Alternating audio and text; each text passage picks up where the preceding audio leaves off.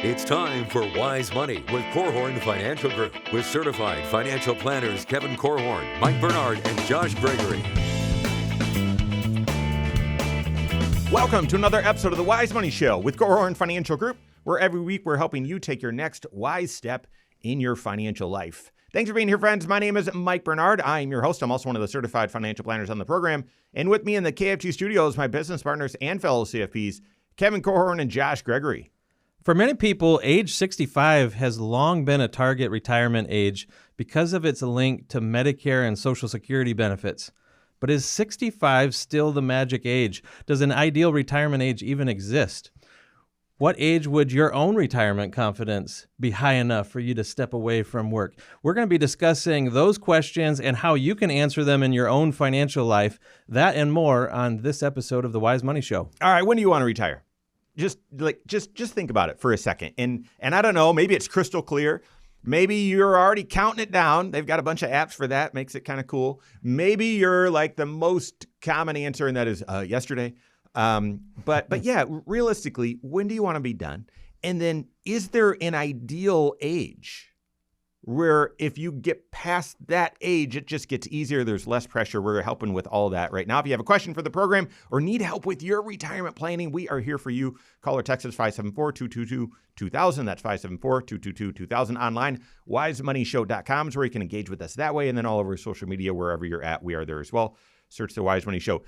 Guys, has there been an average or what's the most common age you've seen people retire at in your career? Just anecdotally, you don't need to look it up. Like, what would you say has been the most common retirement age? Well, it has evolved over time, because when I started my career in 1994, people didn't have a lot of money in their retirement accounts. People that had hundreds of thousands of dollars in their retirement account were kind of an anomaly. And now it's not uncommon that we work with people that have millions of dollars in their retirement accounts. So it's just with the advent of the 401k in the 80s, or kind of the recognition of that part of the tax code, and then as companies adopted that model where it's no longer a pension, but you're actually going to be funding it yourself, things have changed. And so are you saying people are retiring earlier? I'm saying people have options now that they didn't have, because back in the day, as soon as people hit 62, they wanted to retire. So like, okay, I'm 62, I can start drawing Social Security, let me retire. There was a couple problems. Number one is they might not have had quite enough money to have the probability of success for their retirement plan. But the other main consideration was healthcare. Yeah. Mm-hmm. So then what typically would happen is it was just kind of a foregone conclusion that you were going to work until 63 and a half, and then you'd get 18 months of COBRA, and then you'd hop on Medicare, and you'd be fine. So 63 and a half was really kind of the earliest you could consider retiring. Because if you didn't have a health insurance solution, if you didn't work for a big company that had retiree medical benefits, and just as I started my career, all of these companies were stripping these types of benefits. Mm-hmm. So they said, oh, well, when I started, we had retiree medical benefits, but they took that away. And so it's just changed. The freedom and the volume of money that people have been able to accumulate, it's different now. You said a word in there that was at the tip of my tongue as well, and it's the word options. I think it's fair to say that the clients that we work with are a skewed part of the population. These are, as a whole, on the whole, folks who got started early. They were pretty intentional about planning for their future, and that's why they were seeking advice and wanted a coach to help guide them and help improve their outcomes and everything. And because of all of that, they do have options.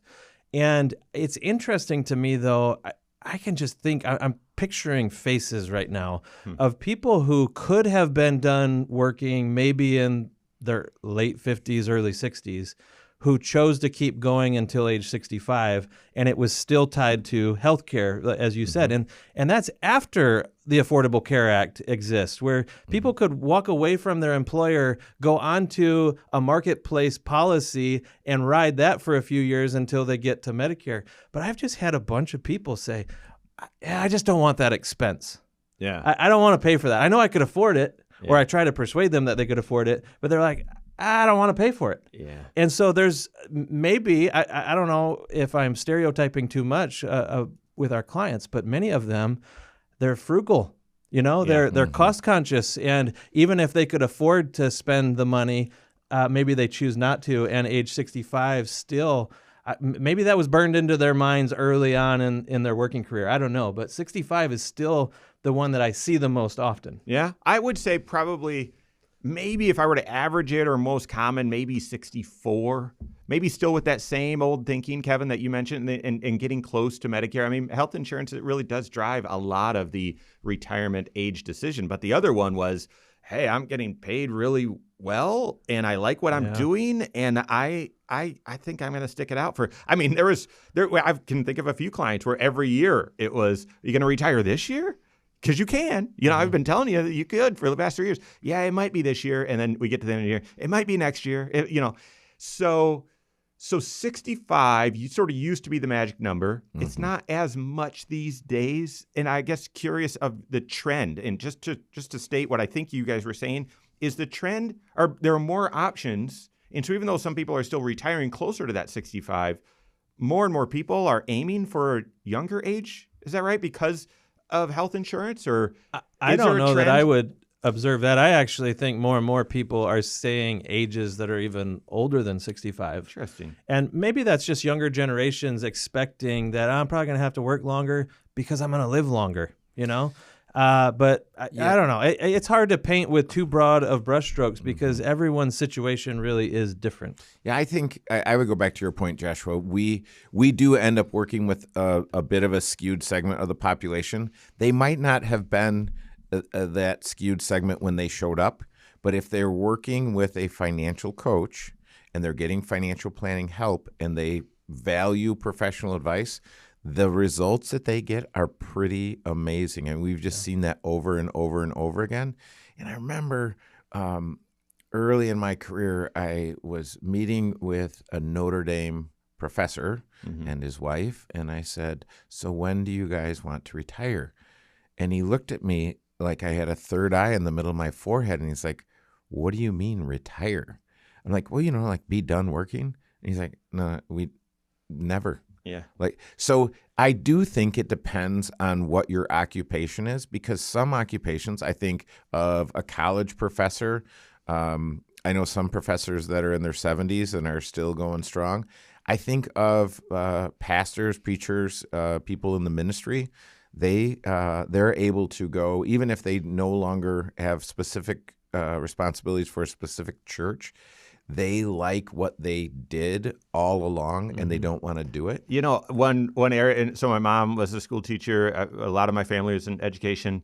That one does not seem like it's going longer. It feels like teachers, if you're in the school systems, you are wanting to get out like 55, maybe if I can make it that long. Yeah. And so that one seems to have trended lower and younger. So there's a lot of ages now that impact. That's where I'm curious your guys' perspective. I have my own as well, and it feels like people have been. My perspective feels like people have been wanting to retire sooner and sooner. Maybe you guys are seeing something different, but there are more ages that you need to consider now, or maybe because you've got more options and it's less pension dependent and more your own savings, some of these ages now come to life more than just 63 and a half and 65. I want to run through each of these ages again, and as we pursue, is there an ideal retirement age, and what would be the ideal retirement age for you? So we're going to go in chronological order. I mean, one potential inflection age is the year you turn age 55. Not even age 55, the year you turn age 55. Guys, why is that?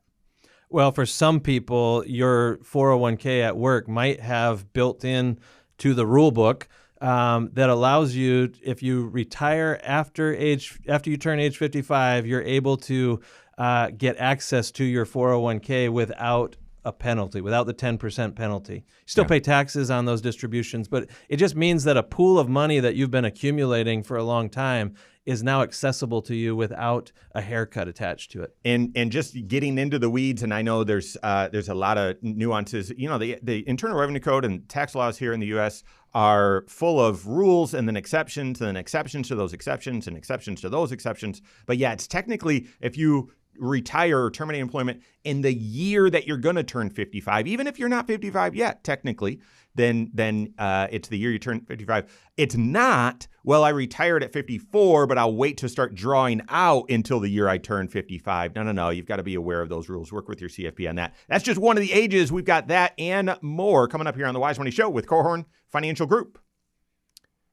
Hello, YouTube. Thanks for being here. This is the Wise Money Show. What you're watching right now is our weekly 1-hour talk show that airs right here on this channel, 10 a.m. Eastern time every Saturday morning, and also on podcasts at the same time, and also on a couple local radio stations at the same time as well, which is why the content's broken up the way that it is and has segments and all that for radio station, and we record that here for you as well.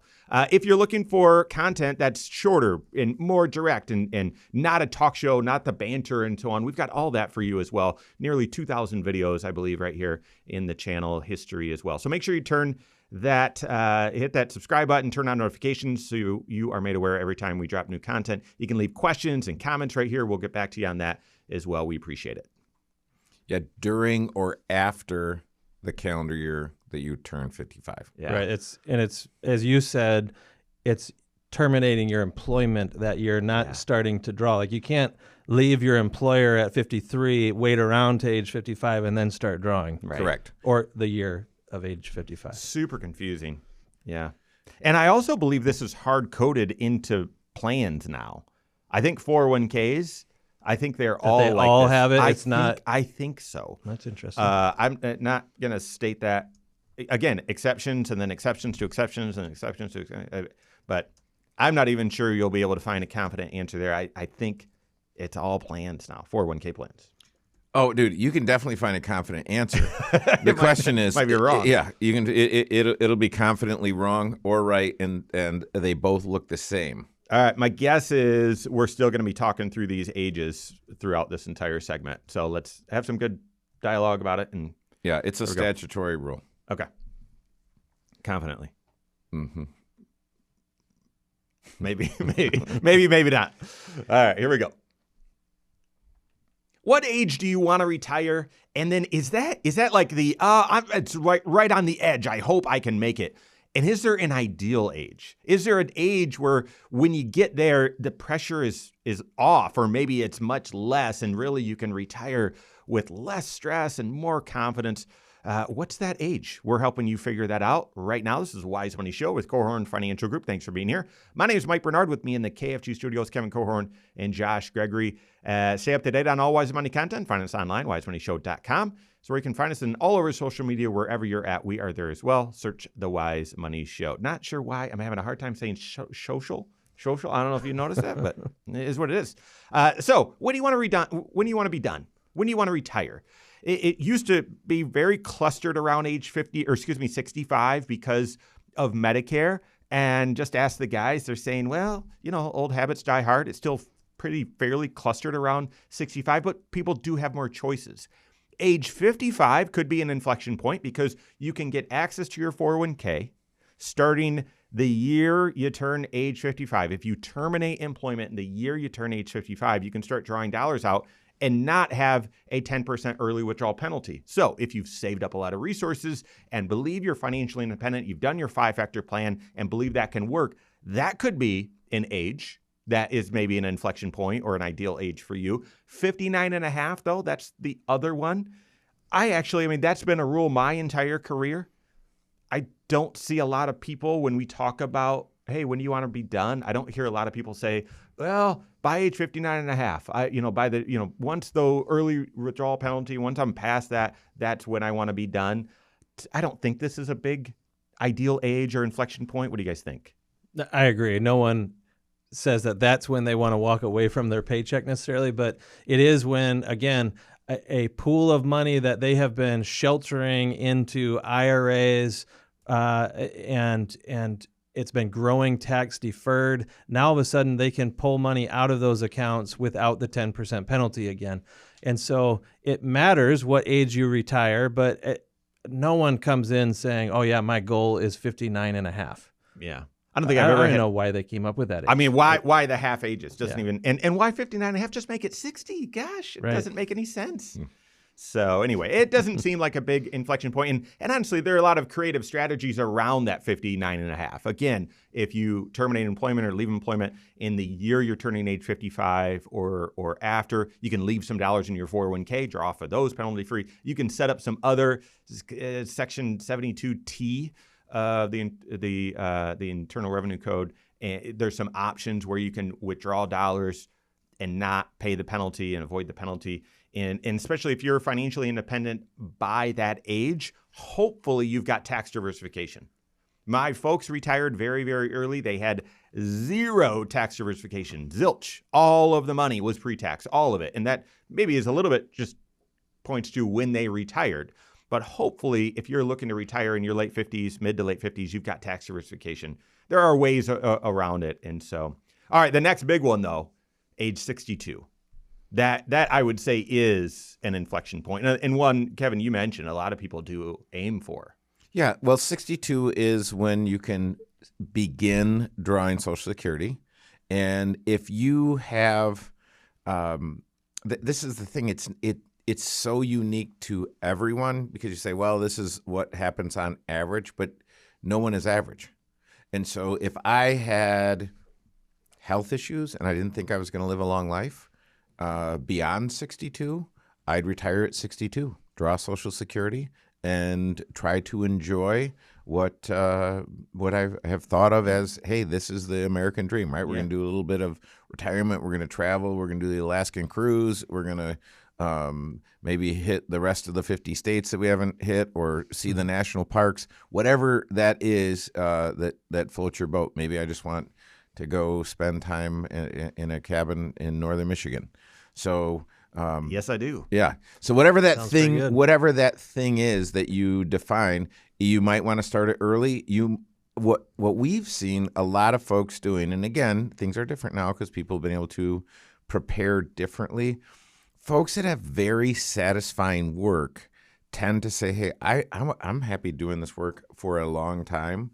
And what I want to do is I want to kind of sprinkle in some of the things that I might do in retirement while I'm working. So, for instance, I've got 6 weeks of vacation. So I'm going to take a 4-week block of vacation and do something that I would typically do in retirement. So you do that so that because we've all seen the guy that retired and died within the first month or first few months or the first year right after retirement. I've seen when I started my career at American Express Financial Advisors, there was an advisor that had retired and then he died just a few months into retirement. And so all of the old guys were afraid to retire. Oh, wow. Because they thought that's what caused it or yeah, something? that's my destiny. If as soon as I retire, I start the clock ticking and, I thought you were going to say that they all rushed into retirement because they were No, afraid it wasn't going to be long enough or something. No, it is funny what you might think, and yet what people do. Is 63 and a half still an age? Do people still focus on 63 and a half? Is that an inflection point? It can be. I mean, you talked about your folks having no tax diversification. Yeah. Why was that? Well, the Roth wasn't around for most of their working career, if it was That's right. at all. Yeah, not really. So there were a lot of financial tools that they didn't have access to as they were in their accumulation phases. It really depends. I mean, we were working in case class yesterday, and we were talking about, hey, these folks are in their mid-50s. If they do it right, we can build some tax diversification between Roth money and pre-tax money and completely non-qualified money. And let me make the point I think you're making, because 63 and a half used to be, well, when you retire and you've got group health insurance, you can continue that insurance for a period of time. For most people, it's 18 months, sometimes certain circumstances, 36 months. And so that COBRA would be a bridge to Medicare, which would start at 65. So 63 and a half was a big deal. If you've got tax diversification and you're proactive with your tax picture, because of healthcare.gov, you may be able to get health insurance at a much cheaper rate than COBRA. And I know that is changing right now because there was originally an ACA cliff. Sorry if this is jargon. We've talked a lot about it. If your income's $1 over a certain level, you don't get any of those tax benefits. That's how it was originally designed. They changed it during the COVID years, and then now that it expired, there's going to be jockeying all this year like there was last year to try and change that. We'll see what happens. But if you've got tax diversification, you can make your income look pretty low for a few years before Medicare and be able to get health insurance at a very, very affordable rate through healthcare.gov. So I don't see 63.5 being talked about much at all anymore. Nope. 65 still very much is. And I mean, obviously, I mean, it's no longer connected to full retirement age for Social Security. Right. Delaying your Social Security and delaying from 62 to 65, you're certainly going to see a much higher benefit for sure. And at age 65, you are eligible for Medicare. So that still seems like a very popular age. Correct. For all the reasons that we were saying, that if you could leave your employer's health insurance benefits and go immediately onto Medicare, no gap in there, no having to figure out Affordable Care Act or a marketplace, don't have to go on COBRA. It's just pretty seamless. And a lot of people want that kind of easy button for their health insurance. But just because you retire at age 65 does not mean that you have to start your Social Security at that same time that you begin the health insurance benefits through Medicare. Yeah. Maybe if you have other resources that you can be drawing off of, maybe you planned ahead and you've prepared for a gap between your last paycheck and when you start Social Security because you're wanting Social Security to keep on accumulating. So just because you retire at age 65, maybe Medicare is the driver there and Social Security isn't for some people. Mm-hmm. Is 67 an age people are targeting? Well, that would be it. It could be a full retirement age. Mm-hmm. So depending, I mean, we're right now in the, all right, is it 66 and a half? Is it 67? Where is my full retirement age? I think it could be, again, depending on what your situation is. And I still see a lot of people aim for 70. I want to retire, professors. I do, and folks that are really in not a physically taxing job, mm-hmm. one that is mentally stimulating, mm-hmm. and one that they enjoy and feel at the top of their game. I love that. Keep you sharp and looking to retire at 70. So those are the inflection ages. What's your ideal retirement age? How do you know that? We're helping with that coming up here on the Wise Money Show with Korhorn Financial Group. All right, that's where we're going next. Okay, guys, after all those ages, is there an ideal age that you would just coach maybe even a 20-year-old to say, hey, I'd probably should have your sights set? S's are really tripping you up today. I'm struggling. Huh? And it's because I'm on cup number 3. And it is early. Attaboy. Wow. So I didn't sleep well last night. And so then I didn't wake up and work out. So I'm even more tired because I didn't have my morning routine, mm-hmm. and didn't get enough sleep. And yeah, it's the butterfly effect. Yeah, it's not great.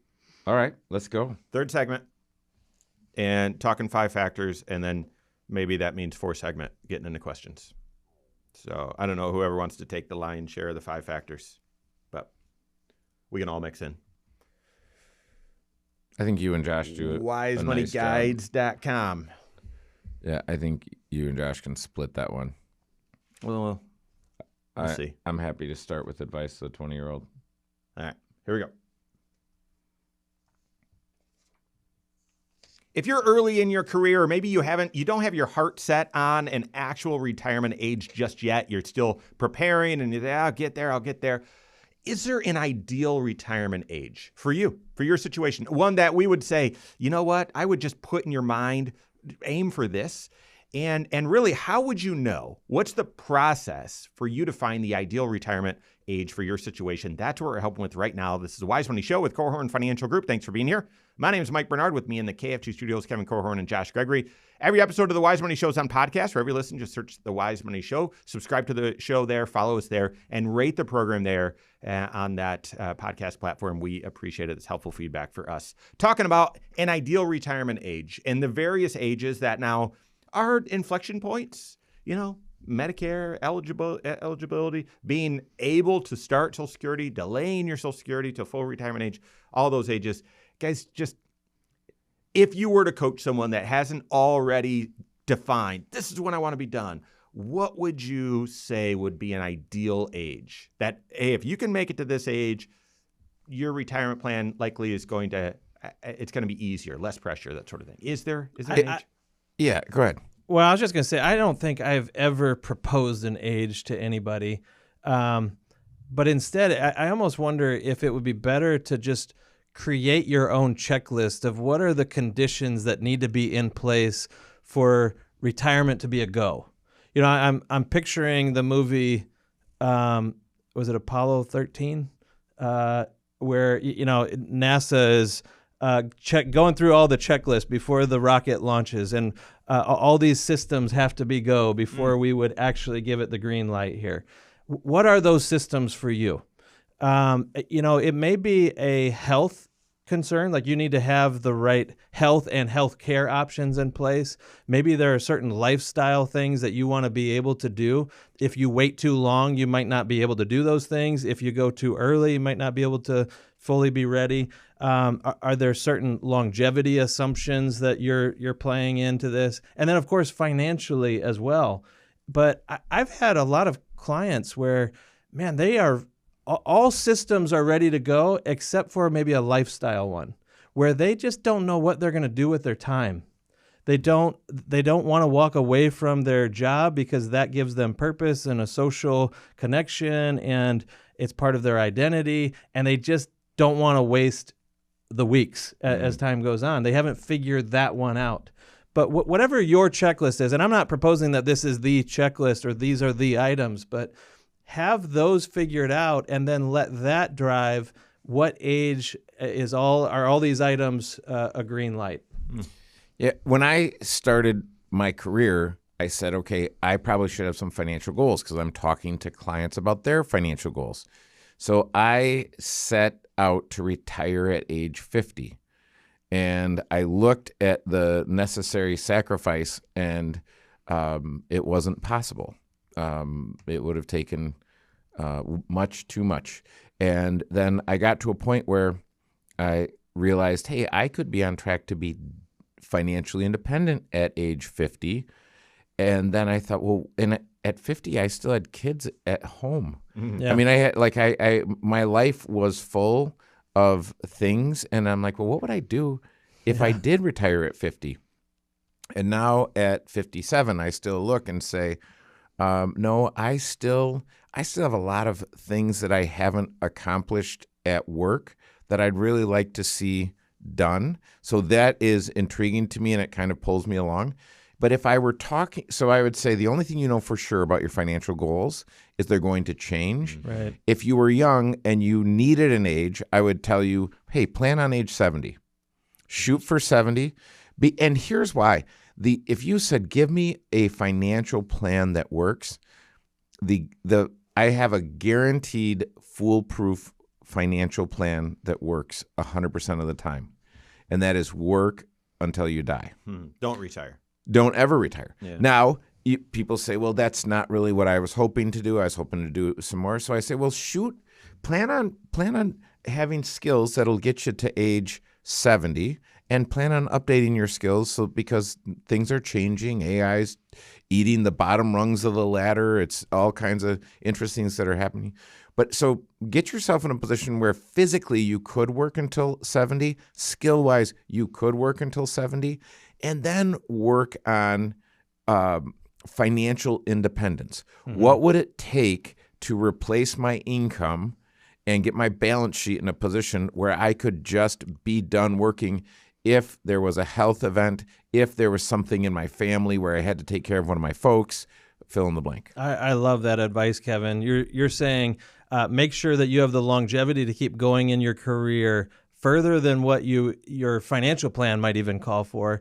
Get yourself financially ready or to have options to be done sooner than that. I had someone approach me at church just last Sunday. He is a listener of the show, and he pointed out that, man, his employer is bankrupt. And he was going to be in that week, or this past week, he wanted to talk to his financial advisor to find out, can I just be done? Instead, I wanted to keep going for another year or so. There's some other things I could achieve in my financial life if I did, but could I just be done? And that doesn't happen by accident.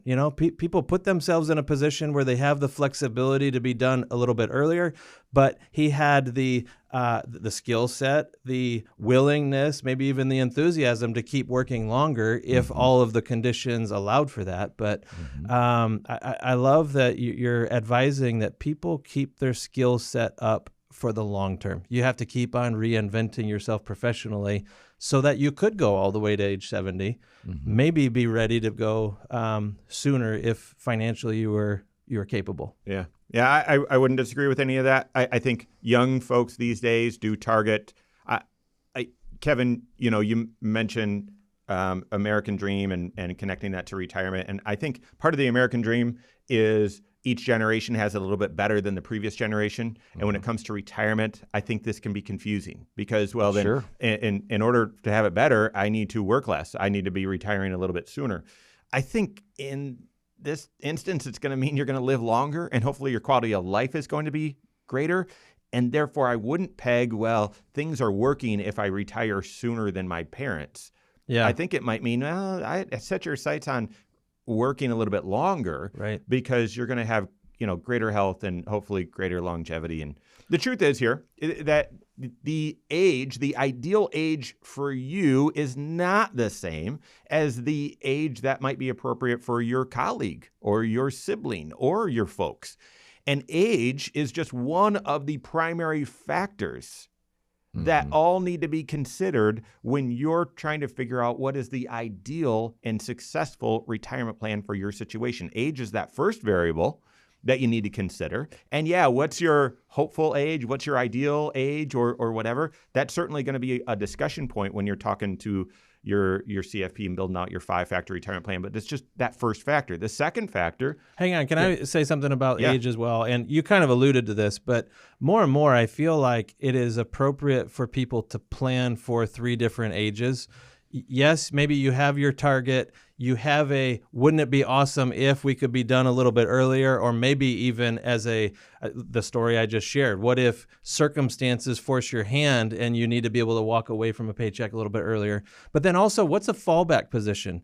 If somewhere along the line, as you're tracking your progress towards this goal and you've got that target age in mind, but things go off track, maybe something happens financially, you're recovering from some sort of crisis or whatever, and you need to change the goal a little bit and buy yourself a little bit more time to be available. Well, how many extra years would you be willing to go, and can you be mentally prepared for that? So I'd encourage you to be thinking about three different ages, one being the target, and the other 2 being if you had to go early or you had to stay a little bit longer. I think that is very wise, Josh, because we've all seen in our careers where folks come in and they are so emotionally attached to an age, and if the other factors don't allow for that age to be the one that has the right level of success, it's just devastating, and they end up making a mistake. Well, this is the age. I've just had my heart set on it.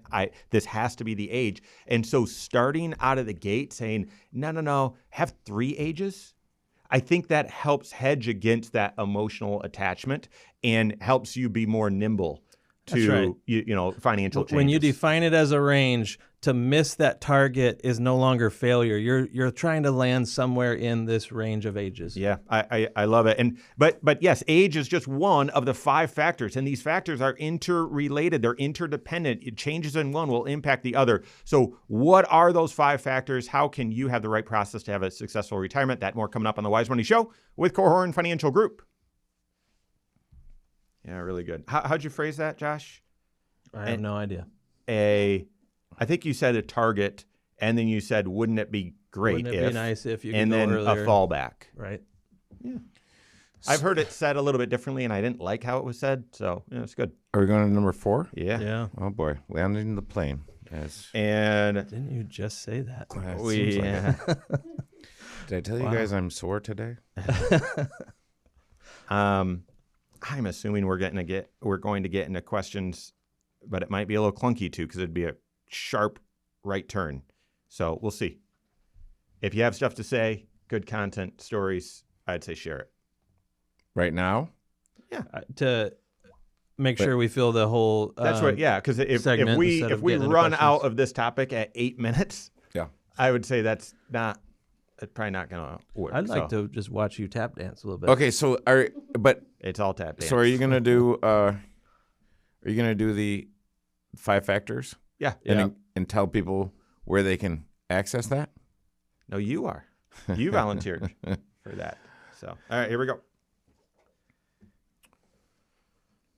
Thanks for being here. This is the Wise Money Show with Corhorn Financial Group. My name is Mike Bernard. With me in the KFG studios, Kevin Corhorn and Josh Gregory. Every episode of the Wise Money Show, as well as a lot of other content, is right there on the Wise Money YouTube channel. Go to YouTube, search the Wise Money Show, subscribe to it there. Turn on notifications so you're aware every time we drop new content, and you can leave questions there. You can leave comments there. We'll get back to you. You can share episodes. You can all that sort of stuff. So go to YouTube, search the Wise Money Show, subscribe to it there. We appreciate it. All right. We're into what's the ideal retirement age for you? Obviously, this is all circumstantial. There isn't one ideal retirement age. It's going to fit for everyone. I'd encourage you to consider working a little bit late or aiming a little bit later. Odds are you might need to retire a little bit sooner. There's a change of work, change in health, change with family, and I want you to be prepared. So just err a little bit higher. But that's age. Okay, that's the first factor. A second factor, I would argue, we've had this debate before, is the most important of the 5. They're all very important. That's why we sort of tease each other about this. But your retirement spending, your retirement lifestyle. How much do you expect to spend in retirement? Josh, you mentioned we're green for launch, we're go for launch, that sort of thing. For a lot of people, it could be mortgage is paid off. My ideal retirement is one where I have less pressure on the amount of income I need to draw off of my portfolio because I no longer have debt that needs to be serviced. That's where go for launch. And exactly. I mean, if debt payments are part of your spending in retirement, what if debt could be completely eliminated and now you're just thinking about food and travel and clothing and just paying taxes, healthcare, that sort of thing, not running from the bear somewhere, paying off car loans or mortgage or whatever. And spending, when we do comprehensive financial planning with our clients and we help them build a retirement forecast, what we're stress testing is their plan, their 5 factors. Does it work financially for them with a high probability of success? And one of the most sensitive things that you can change in a plan to drive up or down your probability of success is the spending assumption. And spending, it is all forms of spending. It could be, yes, paying some debts if they follow you into retirement. It can be your health insurance or health care costs. It can be fun travel or replacing cars more frequently because you just like to drive nice stuff. It could be major home repairs or maintenance. And it could even be giving. Giving is a form of spending in the sense of it's cash that's leaving your retirement portfolio. It's no longer available to help meet your lifestyle needs. It is a form of spending. And so it just takes a bigger pool of money to live off of $100,000 a year than it would $60,000 a year. Mm-hmm. I think that just makes intuitive sense to everybody. And we can quantify that. But the age that you retire may then have an impact on what you could afford to spend. And so if we're trying to answer the question, well, is there a magic age? you can't answer that without paying attention to, well, what is your lifestyle goal? What does your spending need to be for you to feel like this is a retirement worth pursuing? And so often, Josh, many people, when they hear retirement spending, they think, oh, that's just the money I'm spending. No, you mentioned the other things that are part of that number, one of which is healthcare. So if you are running your own financial analysis and you do not have healthcare as an expense and an educated assumption of what health expenses are going to be in your in your retirement plan, it's not adequate. You need a plan that's gonna account for that. So that's don't lose sight of inflation as well. Yeah. That is the silent killer of so many people's retirement lifestyle. Life just gets more and more expensive as time goes on because your dollars don't go nearly as far. They are worth less to you in your spending power with time. And that's why you need to pay attention to things like, hey, what's the Fed doing lately with interest rates, and what has inflation actually been averaging, because it has a real effect over the long haul. Yeah, I just had an argument with the guys in case class because we were talking about the Medicare Part B premium, and I said it's $177. It's $202.90 per month for Medicare Part B. per person. Yeah. Every year that has continued to climb with inflation. It is incredible.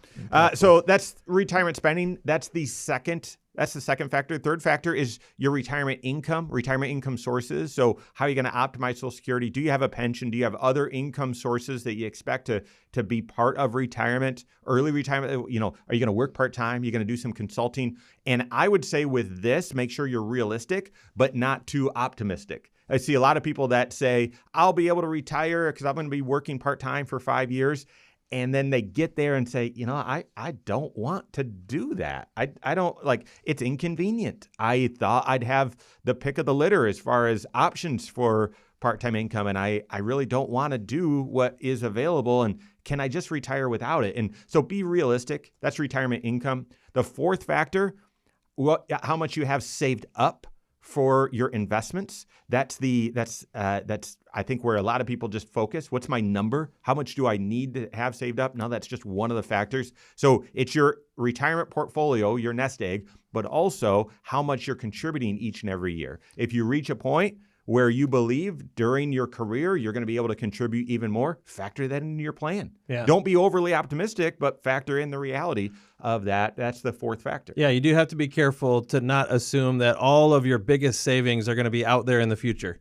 Because out there in the future, you're going to have other priorities. You're going to have other things you want to be doing. So don't put the sacrifice all on the future self. Yep. Make sure that you get started early, because the sacrifice is just less over your entire working career the sooner that you get going on the right amount of savings. Yeah. And then the fifth factor is the amount of risk you're comfortable taking with those investments. And there is a relationship between risk and potential long-term return. And it doesn't mean that, well, you've got to be speculative, or no, you're supposed to be very, very high risk in retirement. No. But there is a relationship. If you say, by the time I get to retirement, I'm going to start drawing out some of these dollars, and therefore I don't want to have anything in the market, or I don't want to take a lot of risk, that's going to reflect the amount of return you can expect, and that's going to influence, again, that's the retirement plan. This one, I mean, all of them, there's just countless examples of how you can see that these are interrelated.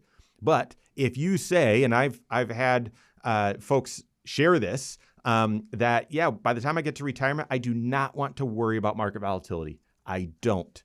I want as close to no risk or very little risk as possible. That simply means, and that is fine, there's no value judgment. That just means, that's the fifth factor, that you might need to work longer, the first factor. You might need to spend less in order to make that work. You might need to have other sources of retirement income. You might need to have more saved up. So there are trade-offs to each of these factors. They're interrelated.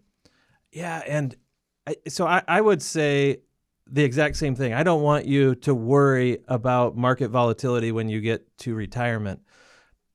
But at the same time, what if that really was best to be at least exposed to it. You may encounter it some with part of your portfolio because you need certain investments that can continue to grow and keep pace with inflation ultimately. Yeah. This is part of the reason why we just say, man, getting started investing, especially in the stock market when you are very young, it's almost like exposure therapy. You know, like if this is your major fear in life, watching investments decline, well, then I want you to experience a whole bunch of ups and downs over time so that you become less fearful of it. Because it really does need to characterize your portfolio for the long haul. Even in retirement, you have to have some growth investments that are on the up and down roller coaster ride of the stock market because of the compounding effect that it can bring to your portfolio. On average, you're going to see a 14.2% decline in the S&P 500 intra-year, so be ready for it. And the folks that we meet that are in their mid-40s that have a couple $100,000 in their retirement accounts, they haven't moved out of the market when the market went down. Those same people in their mid-50s have $1 million in their retirement account, and in their mid-60s have a couple $1 million. So stay the course. Stay the course. Yep.